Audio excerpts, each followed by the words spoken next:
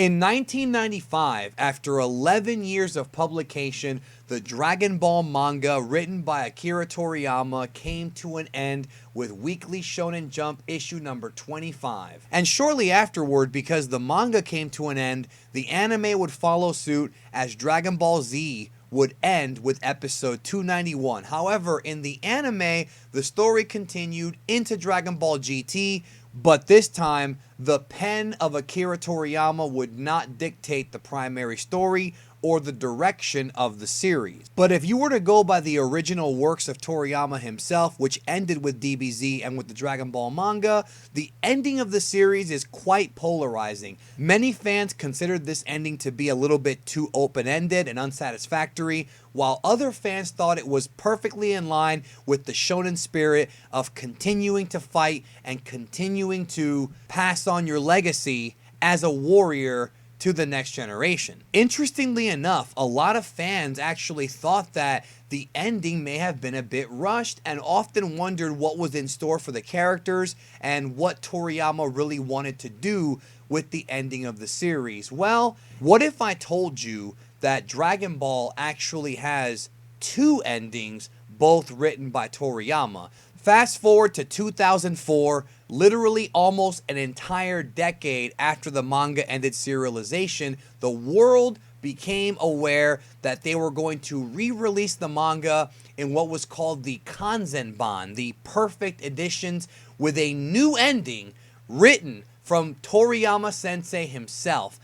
On this edition of Dragon Ball In Depth, I want to tell you about the alternate ending to Dragon Ball. I want to compare and contrast the two endings and talk about how the alternate ending may have impacted the future of the series, Dragon Ball Super, and where it may actually lead in the coming years.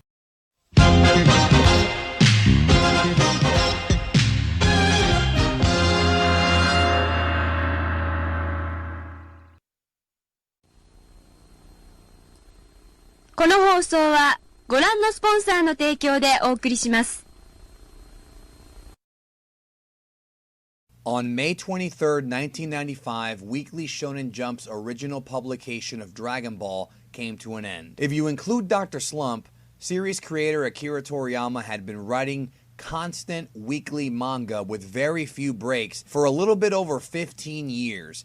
And this allowed Toriyama to take a much-needed vacation and focus on other projects here and there, but never having to commit to a full weekly schedule like he had been doing for a decade and a half. When Dragon Ball GT came to an end on November 19th, 1997, it marked the end of Dragon Ball for at least a few years, and the Japanese fandom moved on to something else. And the same went for Toriyama, but in 2002, the first true Dragon Ball renaissance in Japan began, starting with December 4th, 2002, when Shueisha began to re-release the manga in what they called a Kanzenban, which was a perfect edition. The Kanzenban release pretty much took the original 42 volumes of the manga and condensed them into 34 volumes and actually had all of the color pages from the original Shonen Jump, but this version of the manga featured brand new artwork from Toriyama himself,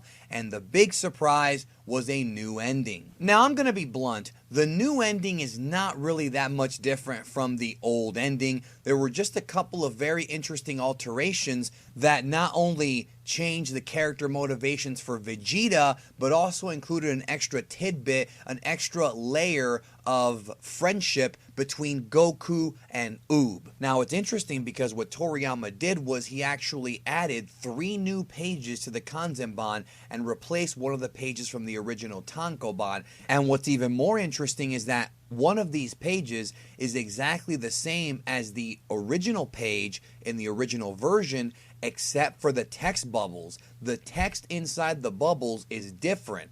In the original release, the text states that the Earth will be safe because of the Dragon Balls, whereas in the re-release, it says the Earth will be safe because of all the strong people there. Now, on the surface, this may not seem like a major change, but the fact that it was a change should be addressed.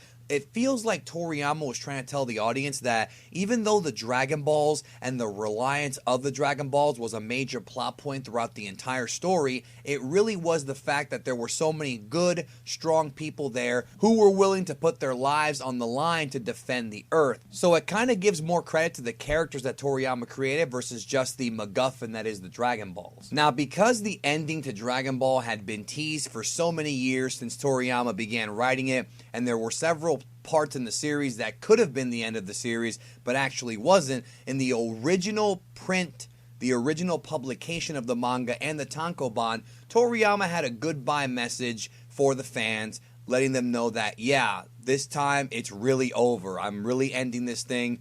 No jokes, it's really coming to an end. But with the Kanzenban ending, this was removed, most likely because by that time the fans knew that the series really had been over with. In the Kanzenban ending, Goku and Uub fly off together, but in this version, Goku gives Uub his legendary Kintoon cloud, otherwise known as the Flying Nimbus. And this was done as a bit of a symbolic gesture, symbolizing that Uub's adventure was about to begin, just like how Kid Goku's began so many years ago when he first obtained the cloud from Master Roshi. Now, in my personal opinion, I love this addition because it's a perfect bookend to the story of Dragon Ball, and I feel really reminds the reader of the humble beginnings of Dragon Ball before Goku was an alien and battled against cyborgs and demons, when he was just a kid who was adventurous, who was naive, and who flew around the world on a cloud and had all kinds of adventures with his friends. Uub would now take his place as the adventurous future savior of Earth. I really love the symbolic passing of the torch by Goku, because the story of Dragon Ball ultimately is Goku's story. It's not an ensemble story.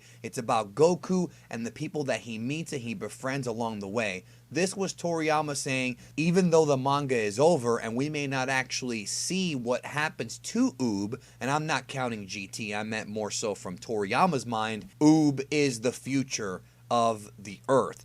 That's why, again, they changed it from the Dragon Balls to the Earth to really hammer home that Uub is the future of the Earth. Or it could be symbolic of the fact that Uub reminds Goku of the early days of when he was a child, and because of Uub actually being a child himself, it brings Goku back to a much more innocent time. Now, I've never really heard too much flack about that ending, but the other change that was made, I've heard very polarizing opinions about, and that is the replacement to Toriyama's farewell to the fans, featuring Vegeta stating that he will one day surpass Goku. Now, a lot of people do not like this change because in many ways they felt that this statement by Vegeta undermined Vegeta's character development and character arc throughout the pages of the manga and the Dragon Ball story.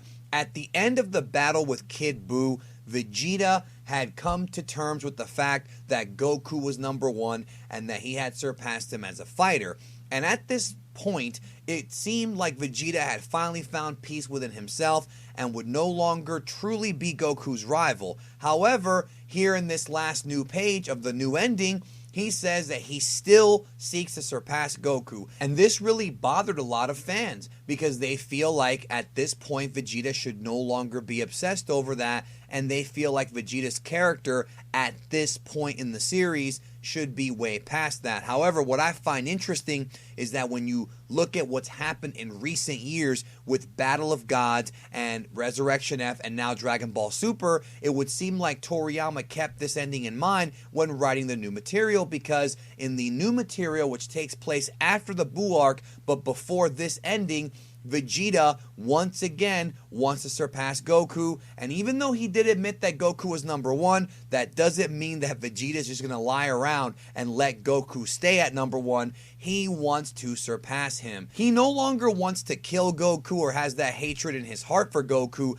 but he still wants to surpass him and become the strongest of all. Now, whether or not you think that the new ending is uncharacteristic for Vegeta at that point in the series or not, I leave that up to you. I personally feel, in my opinion, that the ending does not really hurt Vegeta's character because it still shows that he's still Goku's rival, but not necessarily his enemy. They're going to be rivals pretty much forever, and that's just how Toriyama wrote it. It's more of a friendly rivalry now versus them wanting to kill each other, and I like that. I think it still kind of goes along with the story the right way. But again, if you don't feel that way, I respect your opinion as well. Ultimately, I don't think it's a huge deal, but some people do, and that's okay. Recently, Dragon Ball Super manga author Toyotaro revealed that the ending of Dragon Ball, where Goku goes off with Uub, will not be changed. He says that Dragon Ball Super is not going to change the ending, and that it's going to continue forward the way it's supposed to,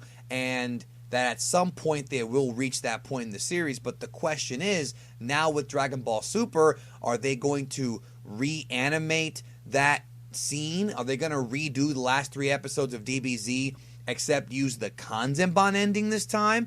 Or will it be the original ending, or will they just skip the episodes altogether? It's tough to really say. This video is being produced while Dragon Ball Super is still ongoing, so I don't have an answer yet, but we do know without question that the ending will not be changed and that those events will still happen despite a few inconsistencies in Dragon Ball Super that don't really tie into it anymore like it used to, but that's a video for another day. I hope you enjoyed this edition of Dragon Ball In Depth, where we covered the alternate ending to Dragon Ball. I would love to hear your thoughts on all this, and definitely vote in the upper right hand corner of this video. I'll leave a poll in the card section. Which ending do you like more, the original Tankoban ending or the new Kanzenban ending, or are both fine to you? Either way, thank you so much for supporting the channel. This is the 40th edition of Dragon Ball In Depth, my favorite videos to make because we get in depth into the lore and the behind the scenes secrets of Dragon Ball. Thank you once again so very much, and I will catch you guys down that long and winding road.